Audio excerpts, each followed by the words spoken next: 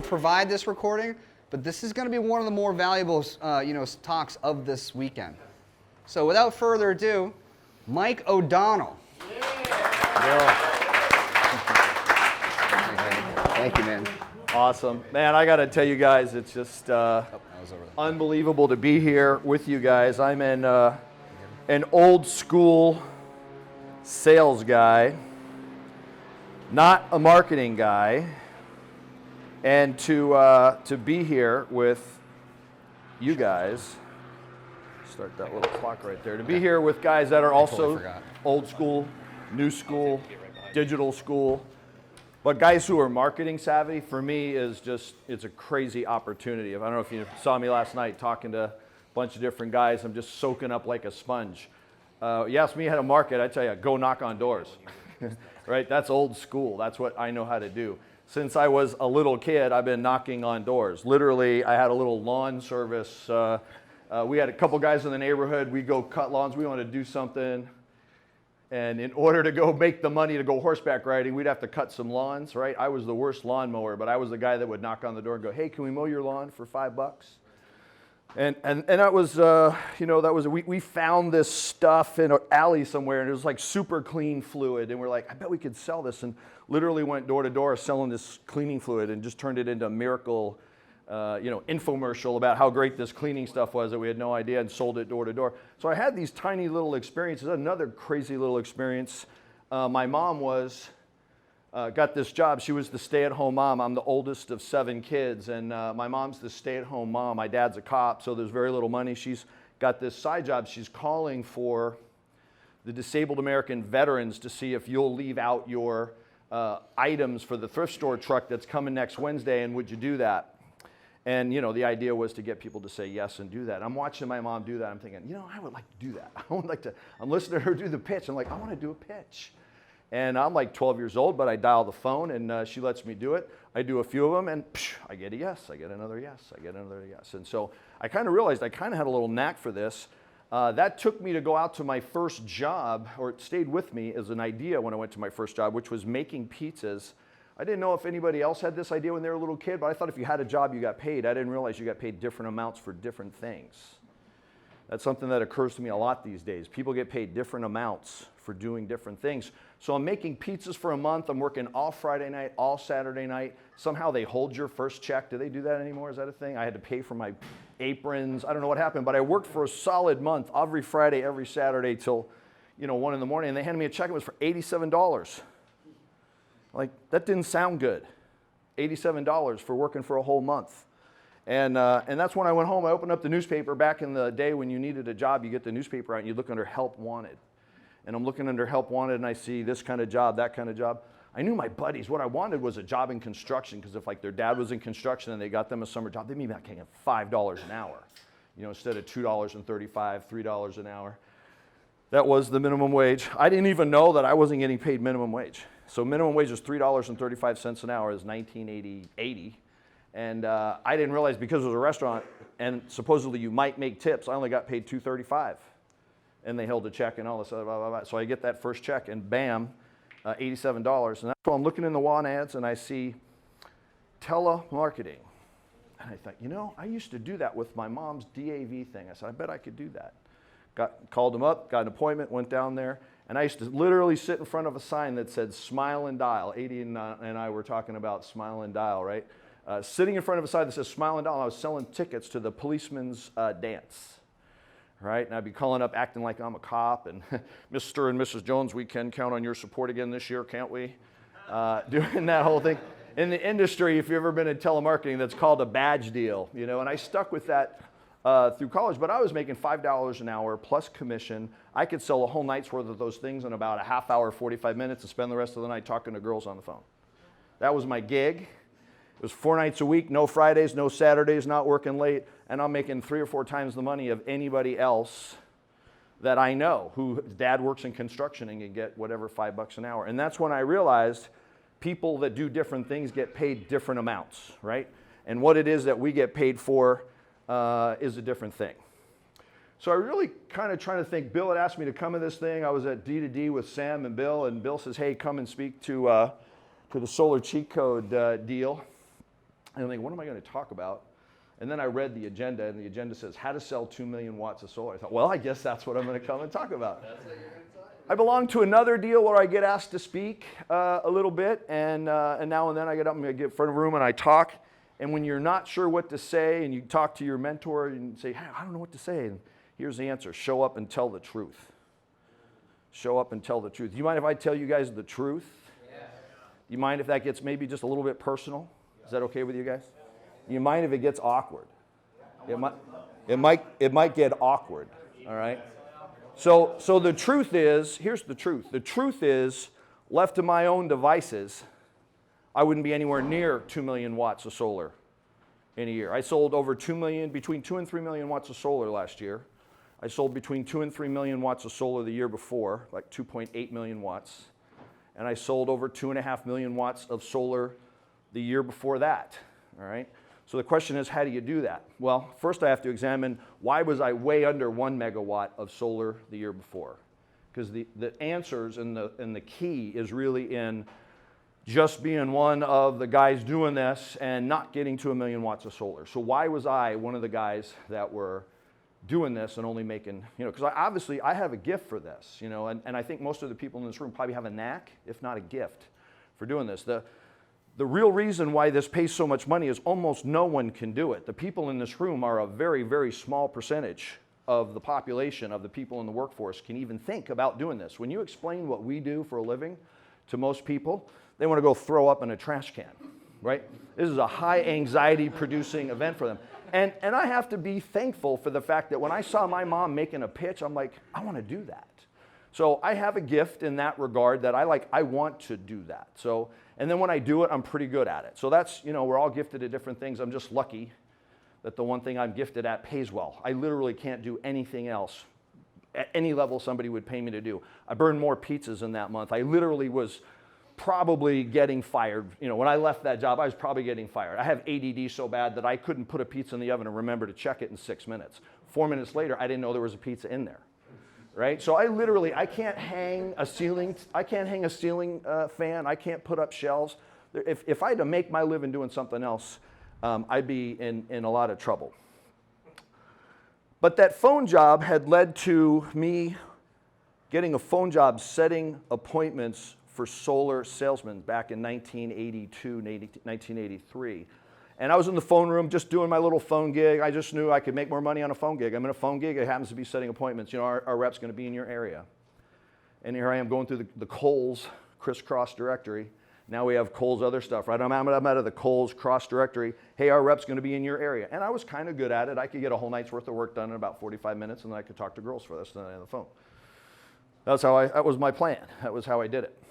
But I wandered into the presentation room, into the conference room, and the VP of sales was a guy who I'd seen in another part of the building, and he's got a room full of guys, not quite this full, but maybe 7 or 8 guys, and he's showing them how to sell solar, and he's going them through. And now this isn't solar PV, this is solar water heaters, right? 1982, there is no solar PV. But, I'm kind of intrigued, and I sit down, maybe this will help me on my phone pitch if I know a little bit about this. I watch him go through this 3-ring binder, and he just explains each page on the 3-ring binder. And then when you say, would you like to go solar? The person says, I want to think about it. And he says, when they say, I want to think about it, you get this tool out of your bag and you walk them through this thing. And at the end of that, they're going to say yes. And I'm like, I want to do that. It was like seeing my mom on that pitch. I want to make a pitch. And I literally took one of those 3-ring binders. I literally went into the phone room and grabbed an appointment for 5 o'clock and drove out to it and met the people, walked them through the binder and said, do you want to do it? And of course they said what? I want to think about it, right? Of course they said that. And I said, oh, wait, when they say I want to think about it, I get this thing out of my bag. First I put everything in the bag like I'm going to leave. The guy said, when they say they want to think about it, act like you're going to leave. It's called the Columbo close. Oh, of course you want to think about it. And you guys are too young to remember the TV show Columbo. But, oh, wait, he's at the door. He buys the alibi. He buys the objection, right? Customer says they need to think about it. What is that? It's an objection. It's an objection. They want you to buy the objection. You want to buy the objection because then it won't be your fault that they didn't buy today. And Columbo would ask him, where were you on the night of the murder? And they would tell him the story, and he would say, oh, that makes sense. He'd put his stuff away. He'd go to the door, and he'd say, one more thing. You said you were at the convenience counter at 10:15 and in the car and you showed, I'm missing about 45 minutes here when you were around the corner from the murder. Can you help me out with this? I'm not very smart. Can you help me out? Where were you for these 45? That's the Columbo clothes. And he taught me you put the stuff in the bag and when they say the one thing, you know what, one more thing. Just one more thing. Let's talk about one more thing. And we'll talk about what that one more thing is. But I pulled that out of my bag and I did it and I said, you know, how does that sound? And they said, it sounds good. And I'm like, shit, I didn't bring the paperwork with me. And I called the office, they ran over the paperwork and they brought over 3 sets and I filled out the forms, did the thing, thank you very much, out the door. Call in the phone room and go, I got a sale, you know. And they go, hey, we had another appointment at 7 o'clock. Do you want that one? I go, yeah. Off I go, do the thing, bring it to the pitch book, and of course, how does this look? Do you guys think you guys want to go for solar water heating? What do you think they said? I want to think about it. I go, okay, and I put some stuff in my bag, and I say, you know, one more thing. Just one more thing. And bring out the thing he showed to do, one more thing, da-da-da-da-da. Fair enough? And they said, yeah, that's fair enough. Let's write up the paperwork. Luckily, they brought me out 3 sets of paperwork somehow. So I sign them up for the paperwork, da-da-da-da-da-da. I call the firm, I got 2. And they say, hey, we got a guy that canceled at 7, but he's home at night. You want that appointment? I'm like, heck yeah. I go around, call around the corner, and I knock on the door, I come in, meet them, do the whole thing, show them the pitch book. Guess what they said? So they want to think about it. I said, you know what? I get that. Oh, wait, one more thing. Show them the thing that I do. How's that sound? Sounds good. Boom, write it up.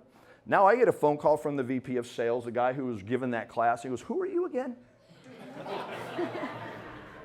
I'm that kid in the phone room. I sat in the class today. He's like, you got to be shitting me. And I said, no, I got lucky. I said, by the way, he says, by the way, you're not in the phone room anymore. Come to my office tomorrow. And then I asked him, I got a question. He says, what's the question? I said, how much do I get paid? I wasn't good at asking, how much do I get paid? I just, hey, you got a job, right? You're doing it. Ask questions later. So how much do I get paid? He goes, $500. Now I was making like $150 a week in the phone room. Now working part-time, that wasn't a bad gig. Guy in college, $150 a week. Back in the day, I says, how much are you? He says, $500. I said, $500? Whoa! Big time, $500. That's like a month's work, right? $500. And I said, that's just awesome. I made $500. He goes, no. You get paid $500 for each one. I'm like, what are you talking about? $1,500, that's not even a real amount of money. There's no way that a human could have gone and done something for an evening and be done in time to go partying. I'm 19 years old. And had made $1,500. I mean, that was a mind-blowing, mind-shattering experience. So I did that. I sold 7 in a row. Turns out, I have a knack for this. So not everybody has the same knack, so you can't give somebody a knack. But on the other hand, if you're in this room, you have a knack for this. You have a gift. You've been able to do this. So that was my experience in learning what this paid. Now, I had another experience, and this will just transfer this as a lesson to you guys. I had an idea in my head. I was going to college for computer engineering. The idea in my head was if you were savvy, cool, Mr. Professional, you wore a blue suit and you sold IBM computers. That's why I was taking computer engineering. I was a horrible engineer, right? I was not a math guy and I'm in an engineering curriculum. That's not a good idea, right? I had a bad idea. I thought, this computer, this is 1982, I'm graduating from, this computer thing might be big, I don't know. Maybe everyone will have a supercomputer in their back pocket one day. I don't know, but I think if I should get into this computer thing. So I get into the computer thing, engineer. Turns out I'm a crappy engineer. End up on the sales side. I end up in corporate sales. I have a career in corporate computer, networking, infrastructure, sales for 25 years. And to do that, I had to walk away from this because this didn't sound good to me, right? Doing this, knocking on doors and visiting with people when they were not at work and working on the week, I had this idea in my head that this wasn't a real job, right? At D2Decon, we talk about having a real, your grandma says, what do you do again? What are you doing? You're talking to your dad, and what are you doing? He says, don't you think you should get a real job? And I had this idea in my head of a real job, which was working for IBM, selling IBM computers. I did that for 25 years. And I did really well in that realm. But in that realm, you make between $150,000 and $250,000 a year. And when you bust out of that number, the MBAs figure out how to get you back down into that bracket. That's called a comp plan, right? If you're in the sales world, the very last thing in the world you want is a sales plan. You don't want a comp plan, you want a deal, right? I work for my company, I sell solar, I have a deal. What's the deal? When I sell one, I get this much. When I sell 100, I get 100 times that number.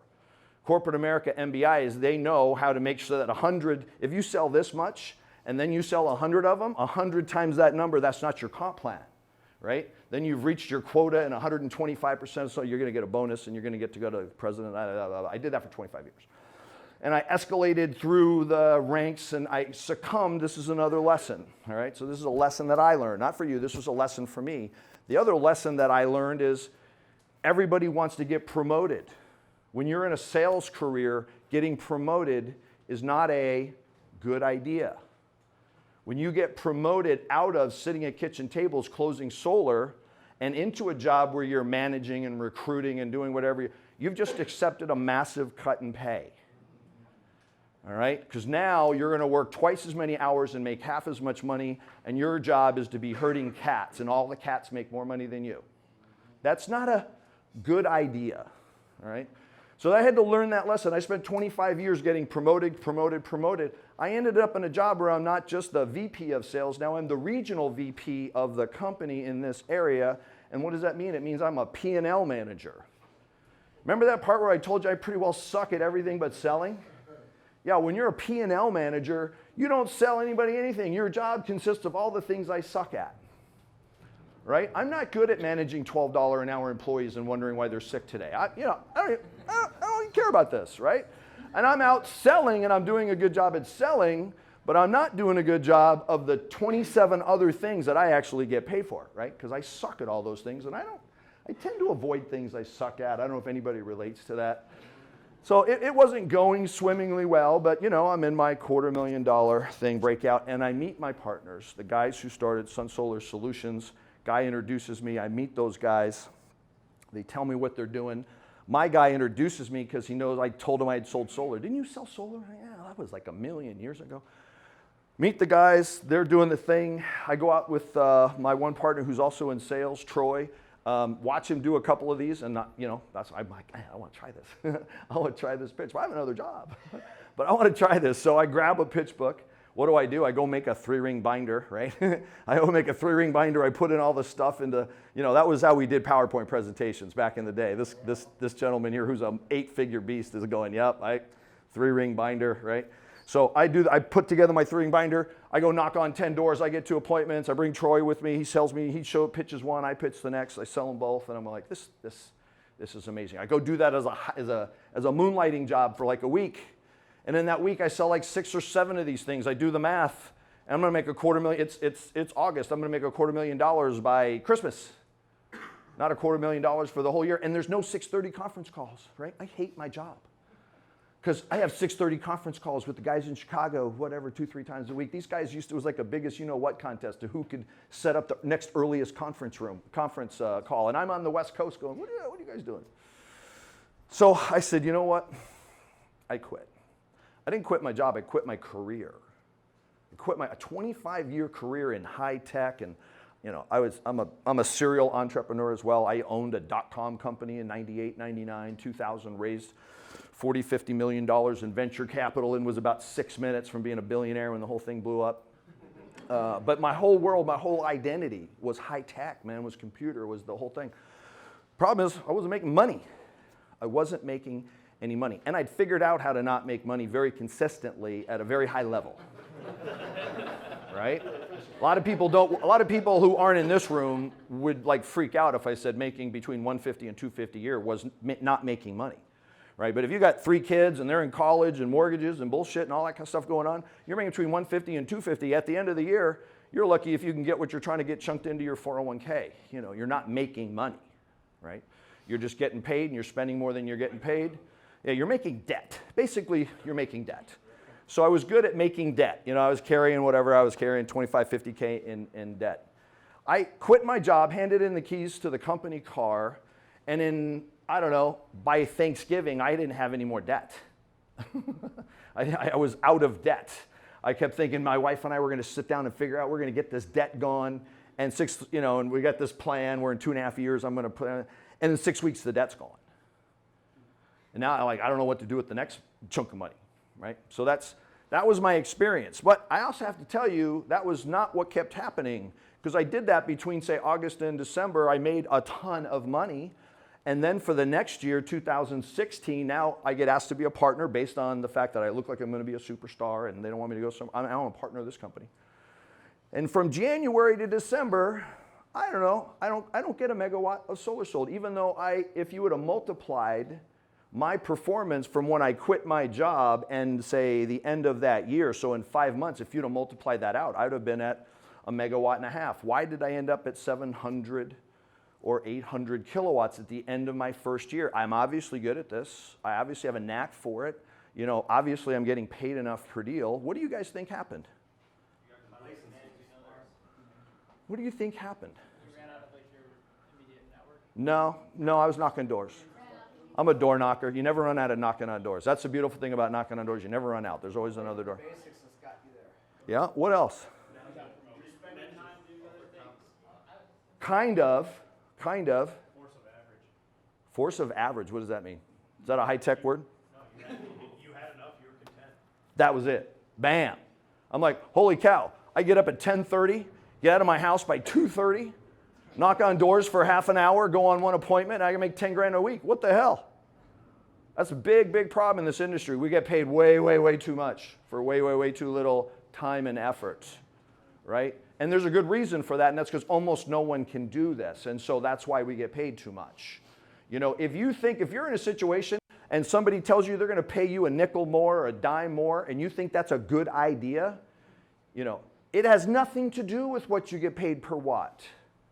If you're not with a company who can keep you in a situation where you do nothing, because and by the way, I do nothing. As one of the 3 owners of this company, I do nothing. And why? Because I'm not good at anything. Right? I do nothing but make appointments and sell. Luckily, the thing I'm good at pays well, right? Everything else that I could possibly consider doing instead of those 2 things pays a lot less. There's high value effort and there's low value effort. The 2 things that I'm talking about that I try to spend on are high value and high paid. I get paid more than a brain surgeon for an hour and a half. More than a brain surgeon for an hour and a half. Why is that? That's because most people can't do that. We can. That's a gift. Why aren't we doing it 3 or 4 times a day? And the question is, why wasn't I doing it? I'm looking for my water. Actually, here it is. Why wasn't I doing it 3 or 4 times a day? I was doing it 3 or 4 times a day when I had to convince myself I could quit my corporate job with 6:30 conference calls. But now when I have a whole year and my debt's paid off and I'm making 10 grand a week or whatever, why am I now not doing that? And it's because, what was that word? Force of average. That's my takeaway for the weekend, one of them. A force of average. I was dealing with force of average. I still have no idea what that means. But I think it's a really cool phrase. I'm going to ask you after. Explain to me force of average. I'm a slow learner, but then I'm really good at explaining it 500 times in a row after that, right? That's my job, right? I'm a slow learner, but I'm really good at explaining it to everybody after I learn it. Yeah. Another term is diminishing intent. Diminishing intent. That one I understand, right? So I had the intent of being able to quit my corporate job, become an owner in a solar deal, and make more money than I knew what to do with. I literally didn't, when I paid off the debt and then I had another $10,000 check and another, I didn't know what to do with the money, really. I'll be honest with you. I'm like, I guess we should figure, investing and stuff like that. So what do we do with the money? But as soon as I got to the question of what do I do with the money, I experienced diminishing intent, right? And I have to tell you, so one of my partners who made me a partner, an owner in the company, he's like, you kind of talked about staying at this level. It looked like you were going to sell, at least 1 million watts of solar a year. And, you're not there, Mike. What's going on? You're not really performing at that level. What I didn't tell him is because I'd really kind of got used to waking up at 10:30 in the morning, staying in my house in my pajamas till 2:30, 3 o'clock, and getting out in the house to knock on doors for maybe 45 minutes and run the one appointment I had that night every other day or so. Right? I'm literally looking at my calendar going, I literally have nothing to do till Thursday.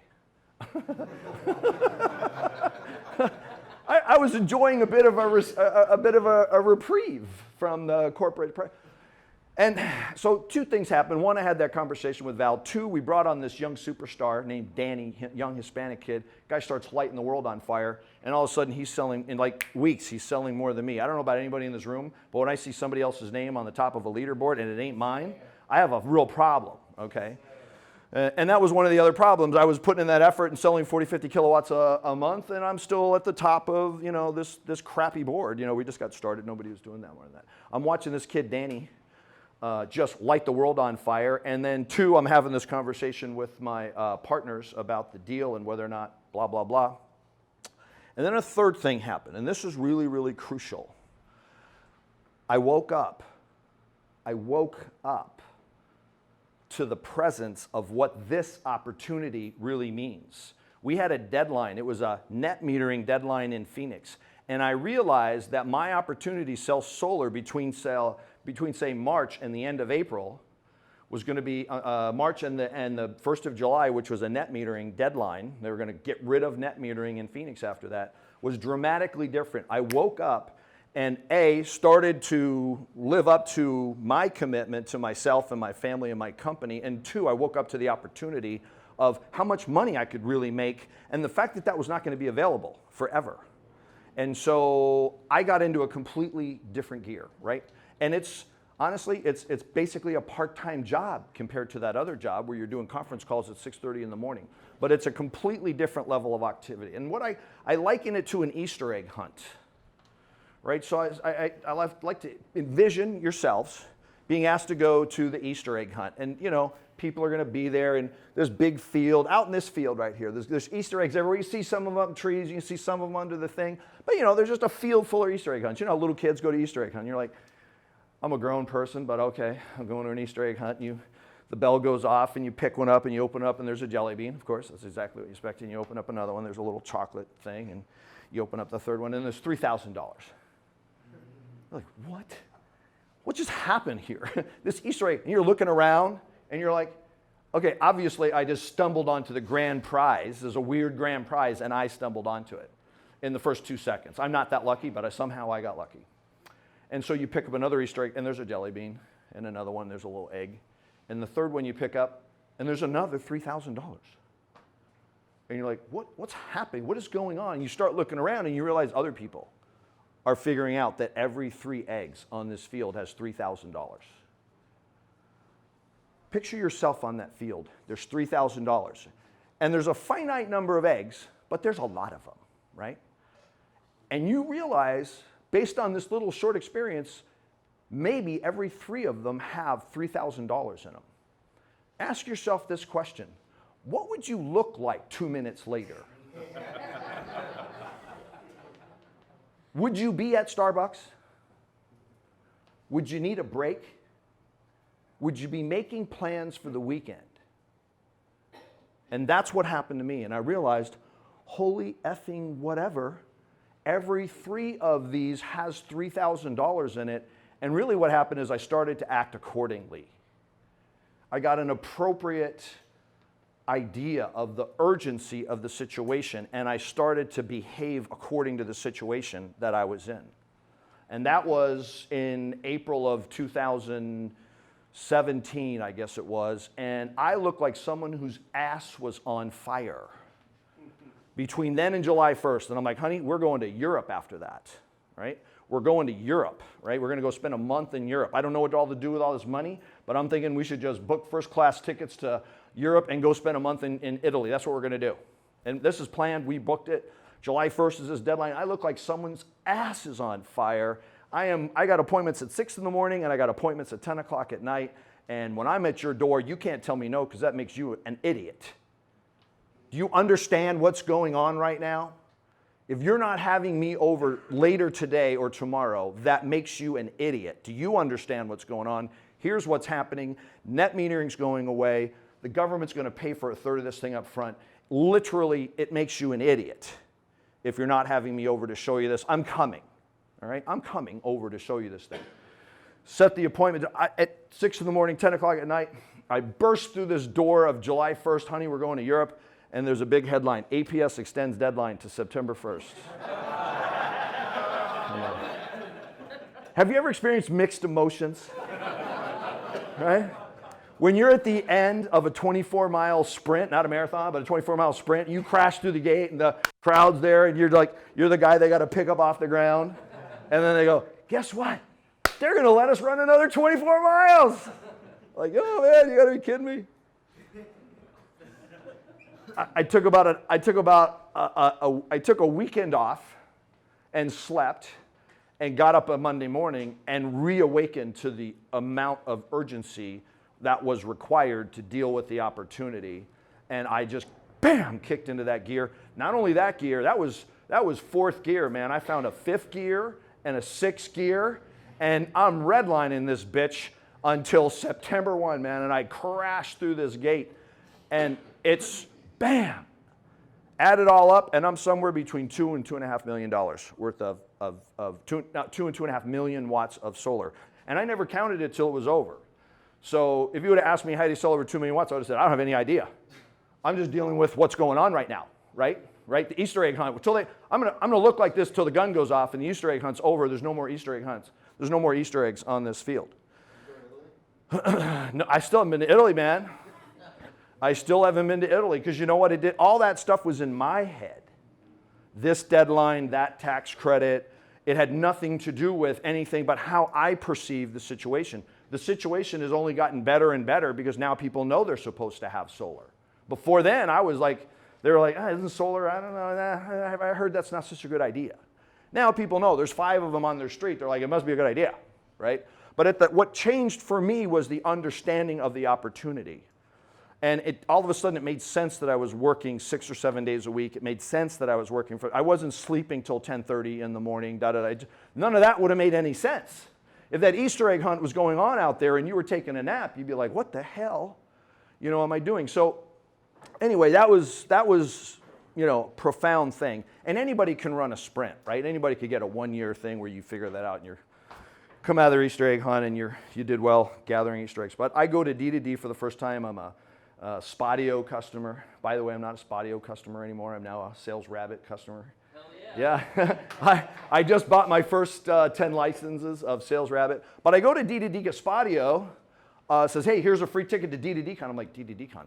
And I look at the marketing material, and some genius put it together and made it look like it'd been going on for decades. I didn't know it was the first one.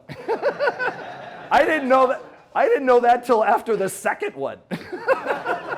I swear to God, I did it. But I'm like, D2D, all my partners are going to solar conferences where they're talking about solar panels. I'm like, that doesn't sound good.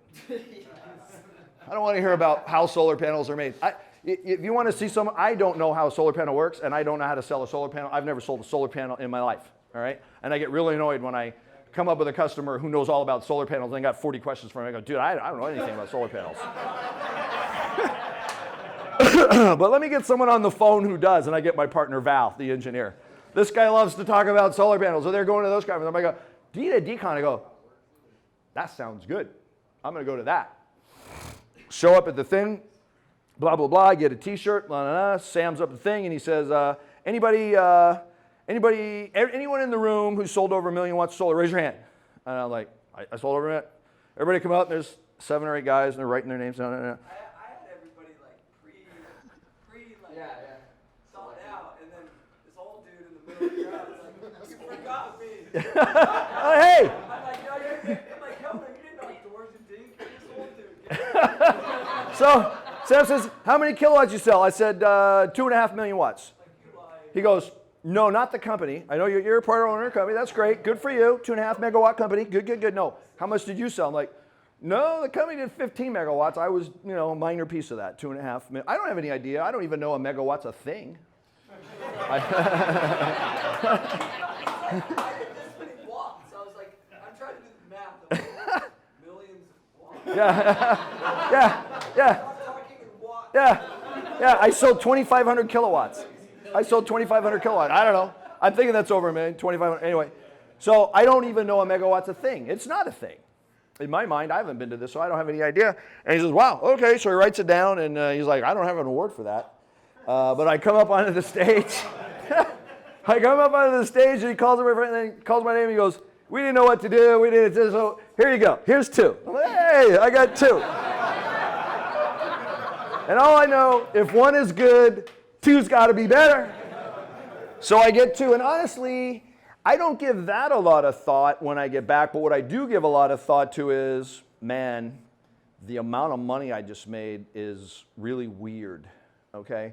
And the other thought is, how do I make that weird amount of money again? Okay, how do I make that weird amount of money again? And then that's what's on my mind. I end up having an all-night weird conversation with some Bitcoin guy who's making, I don't know, just a weird conversation. But I woke up in the morning and I knew that what I needed to do was build a D2D team, right? I needed to teach people to do what I was doing on setting appointments so that I could be in appointments literally morning, noon, and night the whole time. Because you can't work at that level. I couldn't kill myself every day.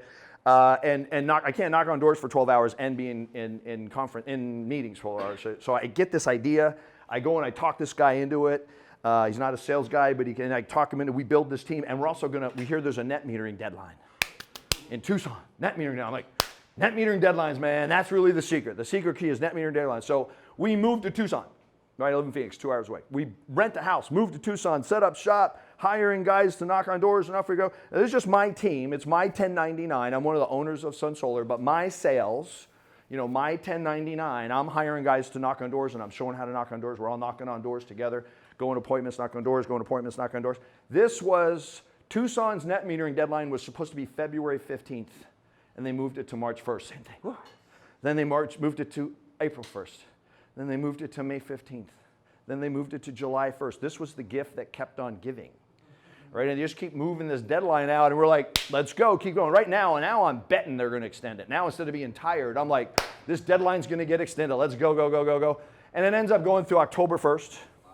Crashed through the end of that deadline, added up, I'm at 2,800,000 watts of solar. And I pretty much, I'm not quite at 2.8, but I crashed through that deadline on October 1st, and I go back to Phoenix and I start selling bigger systems or whatever through the end of the year. And I just sort of coasted into the end of the year and added up as 2.8. So now I'm thinking, hey, I think that means I get 2 of these again. I show up, Sam, come up on the stage, 2 of them again, that's cool. Come back to Phoenix, now there's no more net metering later. Now I have a problem, right? Because now I have a bar, right? 2 things that happen. My partner and I, who are very competitive, I got a partner who's an engineer, runs the office, and I got another partner, we're out selling. We're always neck and neck on kilowatts and deals. He usually has more deals, and I usually have more kilowatts. I knock on bigger homes, and he deals with more other stuff that more randomizes the size of the system. I'm more targeted on bigger houses. But he and I are always neck and neck, and he says, O'Donnell, this is at the Christmas party, not this one, but the year before, he says, O'Donnell, you and I are going to have a bet. A bet. Now, I'm not a gambling guy, but I am a poker guy, right? When you gamble, you're taking chance with odds. When you're a poker player, you're trying to see the odds and get on the side that you know is going to win, right? That's the idea of poker. You get to just sit and sit and sit. And when you see a situation where you know you're 80% to win, you're like, I think I want to be all in. Boom, right? So he says, I want to be, we were going to have a bet. He says, it doesn't have to be for any money. It could be for $1. I said, dude, it can't be for $1. It's got to hurt when you at least go into your pocket and hand it. It's got to at least be like $100. And he says, all right, yeah, $100. No. He goes, what do you want, O'Donnell? And I'm a poker player. I said, what do I want that I wouldn't pay for? Now, I just have this value for money. I'm never going to buy a $10,000 lottery ticket. What do I want? I want to play in the World Series of Poker and be on ESPN. That's what I want. I want to be in the World Series of Poker at the main event and be on ESPN, but you got to pay $10,000 to do that. I don't care how much money I have. I'm not giving anybody $10,000 of it, for a lottery ticket, because it's 8,000 to 1 that you're going to win. But if you win, you win $8 million. So I want to be in it. I said, he goes, that's it, O'Donnell. He plays a little poker. He says, that's it. That's our bet. Now the poker player part of me says, now it's got to be self-gen, because he takes all the marketing leads. So I start poker playing. And it's got to be self-gen. It's got to. Anyway, we set the terms of the deal, but now this thing is, I do not have a net metering deadline. We have these other deadlines. Now we're dealing with the tax credit deadlines. We are manufacturing deadlines now. If you want to talk to me, you're going to talk to me about what our next deadline is and why it's imperative that we move forward with solar today, right? It's just a lesson. It's not a circumstance. It's it's a construction, right? We have to construct why it doesn't make any sense for them not to move forward with solar today. But now I have it in my head that I'm going to do this. Now I got to win this bet, right? I don't have a deadline. I got to bet. That's even, you want to see me motivated, right? And then the second thing is, it occurs to me that I'm going to D2D next year, and I had just spoke that year and talked about blah, blah, blah, and I'm picturing being at the thing, and I got to figure out a way to get up there and have 2 of these awards. Somehow I got to do that. I work my ass off. We make the most we can make out of the fact that the buyback rate's going to drop from 11.5 cents to 10.5 cents, and that's a big deal, but it's harder than gone, you missed it, it's over, right? Make the most as we can of the tax credits going from 30 to 26. Do all that, burst through the October 1st, our season, our deadline season, and I'm at 1.5 megawatts. Those 2 megawatts of solar sold happened without me adding them up, right? Worked my ass off, burst through the thing, added them up, I'm only at 1.5. I'm 500 kilowatts away from getting to that thing, and I'm behind Troy. I'm going to lose the bet and not make my goal. And I got to tell you, that was, and I'm at October 1st, that's my time to coast. October 1st to the end of the year, that's when I've been coasting the last. I have it in my head, I'm going to get to coast. So that's what's in my head, and now I know. So now I start thinking, I'm really building a team now. There's more things. Maybe I'm not going to be a 2 megawatt guy. You know what? I don't care if I play in the World Series. That's what's going on in my mind when my alarm's going off.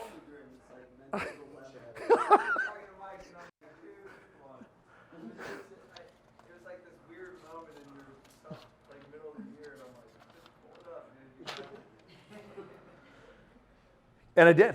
So I'll tell that story in a couple of minutes. But how did I? So you asked me to tell you how did I sell to me. So how I actually did this is a couple different things. One, I realized that I had to fix my brain. If left to my own devices, I'd be getting up at 10:30, out of my house by 2:30. I'd knock on doors for 45 minutes, and it's a good thing my closing ratio is like 80%. So I can actually make 10 grand a week or month or whatever we're living that schedule. But I'm not going to make a goal. No one's ever going to ask me, how did you do that?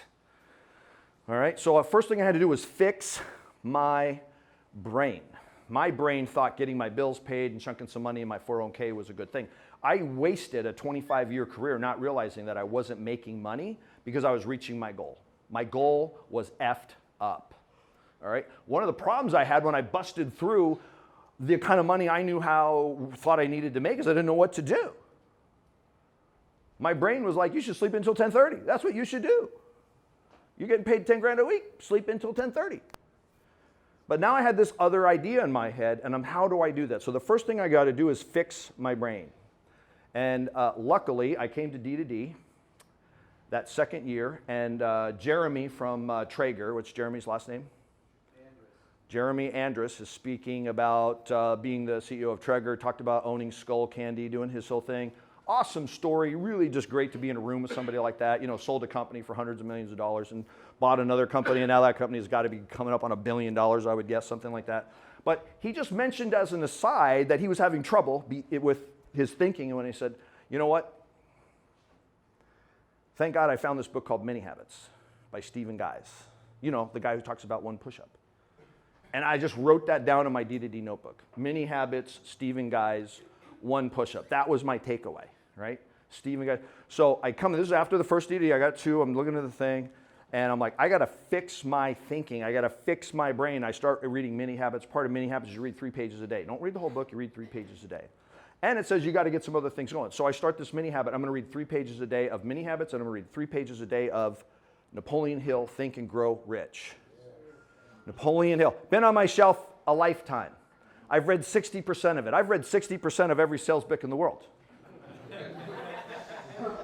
I've read 60% of it and implemented about 0.005% of every single one of them. And somehow that's gotten me to a point where I'm okay at sales, all right? But I decided I'm gonna read 3 pages a day of Think and Grow Rich. I get up in the morning, I go to the coffee pot, I got this mini habit, read 3 pages a day. I get through the entire book of Think and Grow Rich and become a Napoleon Hill, proselytizer, right? And to this day, I read 3 pages a day of Napoleon Hill. But what he said to do was to write out your goals. I've sat in 300 goddamn meetings where they told me to write out my goals. And for those of you who aren't as smart as me, I suggest you write down your goals I don't need to do stupid little fundamental juvenile things like write out. I don't need to do that, right? Because I'm smarter than that. I'm more talented than that. I'm gifted. I don't need to do that. But for whatever reason, because I'm doing these mini habits, I decide, well, I'm going to do what Napoleon Hill says. I write out my goals. And Marcia and I are going to get up every morning and we're going to start this little mantra, read it out loud. He says, write them down, say them out loud twice a day. What are we doing? We're reprogramming our brain. We're getting ideas that are bad. I got a lot of bad ideas, right? So I think 250K is a good number. Now I'm making 500 and I'm like, well, I better sleep until 10:30. That's my thinking. All right? So now I'm going to take that idea in my head and instead I'm going to have an idea that I'm going to be worth this much money in the next year and a half. I'm going to be worth this much money, this many millions of dollars in a year and a half. I'm going to build a team. My personal volume is going to be this. I'm going to be at 2 megawatts. My team's going to be at 5 megawatts. My company is going to be at 15 megawatts. And every day I'm reading that and then how I'm going to do it and then why I'm going to do it. Why? Because, at our last sales summit, Sam says, have a vision. What do you want? I go, I don't know. When my partner said, what do you want? I go, I don't know. I don't want anything. So now I want to be on a yacht that I own in the Mediterranean for months at a time, going to Venice and Madrid. Is Madrid on the Mediterranean? I don't know.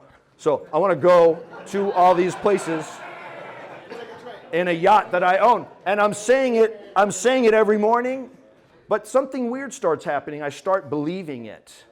And here's the other weird thing. Our brain is a massive supercomputer and has nothing to do all day long but think of shit to worry about. I am really good at worrying about shit, and I have a lot of shit to worry about when I'm not really doing anything. Because I'm ignoring problems and I'm not making enough money to fix problems. I have enough money now, I can just fix problems. I don't have to worry about a lot of things. Not to say that I don't. But now my brain, instead of worrying is trying to think, how am I going to get this many appointments a week? How am I going to be in this many closes a week?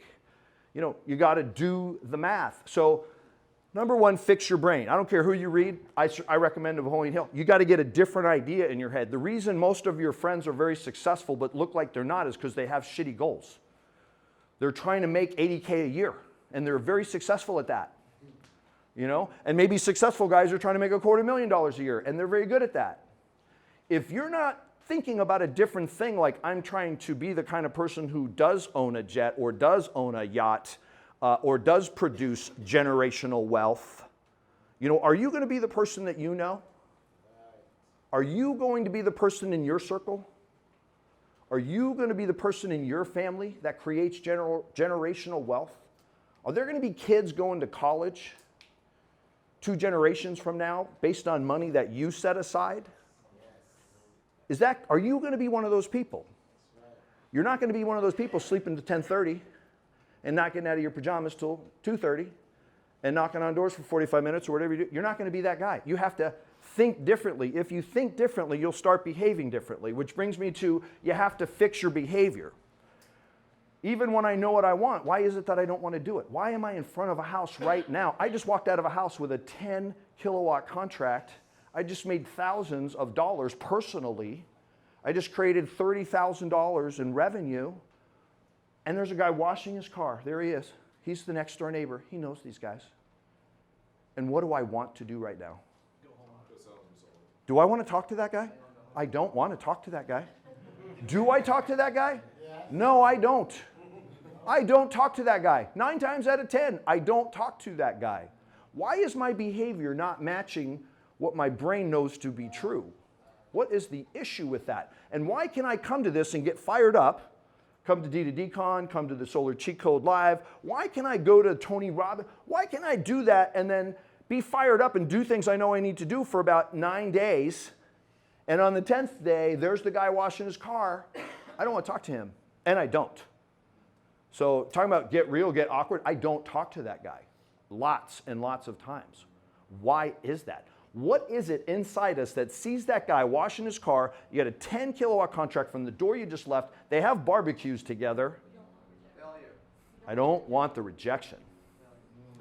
Guys, the reason no one can do this job but us is because humans are programmed at a DNL level to avoid rejection.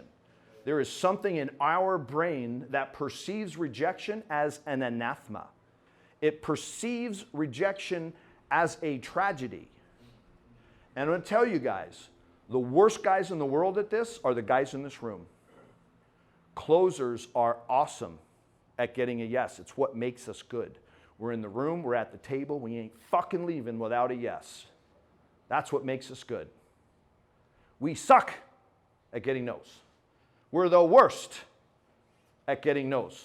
We deal with rejection worse than anybody else in the world, and that's what makes us great closers. But it's what makes us awful, awful prospectors.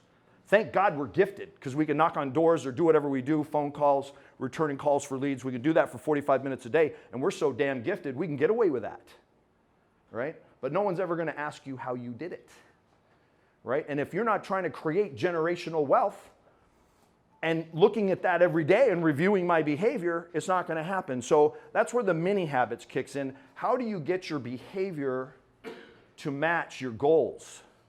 How do you hold yourself accountable? Two things. One, mini habits. All right?